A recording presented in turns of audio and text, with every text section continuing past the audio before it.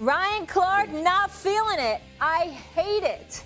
Okay, Ryan, tell us how you really feel. Obviously, they have the LSU connection. Stephen A., I'll come to you on this. We're working on getting RC back, dealing with some technical difficulties. Did OBJ make the right decision? You're damn right he did. I love it. I don't know what the hell RC talking about. I love this move. Love it. I don't see how RC can hate it. What's wrong with him? Spending too much time in Louisiana. That's what the problem is. Nothing wrong with this picture.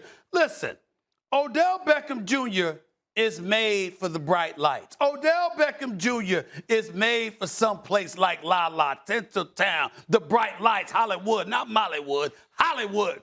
They're similar. This is what it is. They are very similar. Here's the deal. The bottom line is when you look at Matthew Stafford, somebody that can fling the football, certainly Cooper Kupp is going to be your primary option. Certainly you can't ignore Robert Woods and the impact that he's going to have along with Jefferson and Higbee and the rest of the targets. Yeah. But Odell Beckham Jr. coming there elevates the aerial assault that L.A. is going to be able to throw at opponents. So far, have you been there? It's a phenomenal. I haven't, but I heard it's incredible state-of-the-art facility, and I can't wait to go. It is incredible. I was hosted by the ownership for the Chargers a few weeks ago that had blessed me by allowing me to be in the suite. It's a fabulous, fabulous stadium. It's off the chain, okay? So much for me to pick up. You're just dropping so many names. And the Rams being relevant as Super Bowl championship contenders definitely elevates their level of appeal. But then when you bring a showman like Odell Beckham Jr., who uses stuff like this to elevate his own level of interest, that's a very, very important thing. When you just in a place, playing football is obviously important, but there's more to it than that. He went from Gotham City to Cleveland, from the bright lights of Broadway to Lake Erie.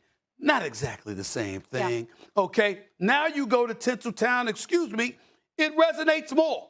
And I think that L.A., that environment is made for Odell Beckham Jr. I know what RC is saying in terms of the individual success, numbers-wise, statistics-wise, but in the end, when you look at this environment, their offense, the way that they play, the play calling of Sean McVay, the arm that Matthew Stafford has on him, and the bright lights of the big city that obviously Odell Beckham Jr. gravitates to, it's a match made in heaven. I get it, and I get that the city had a lot to do with the decision. I love Los Angeles. I understand all of it. It begs the question from other quarterbacks, is this what you're going to do to us?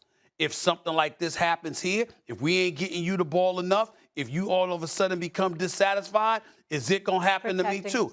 That's what it is. And so if you're Matthew Stafford, again, you understand the obligations that come with the quarterback position. You understand some of the pitfalls, some of the trials and tribulations, and you expect things to be handled in a better fashion. And the fact that Odell Beckham Jr.'s father did what he did, which obviously gets attached to Odell Beckham Jr., whether he's innocent or not, that's something that will give you cause to pause. And I think that's what you saw from Matthew Stafford. But did you like it? Because I feel like he showed some leadership and he set the tone there. Well, listen, he set the tone. You got to go. We got to see if it works, but you got to come here and produce. He's got to produce too, and I'm cool with that. It's not a problem because he's right. Listen, I'm the star quarterback for this team.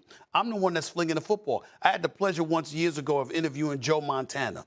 And when I interviewed Joe Montana, I asked him about T.O. and other receivers and situations. I said, what would you do? He said, I'd go up to them and be like, evidently, you don't want the ball too much, do you? You understand? In other words, he was saying, I'm the quarterback.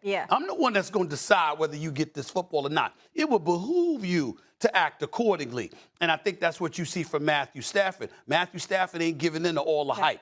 Go out on the football field and show us what you got. I have another bone to pick with you. What do you often call me on the show?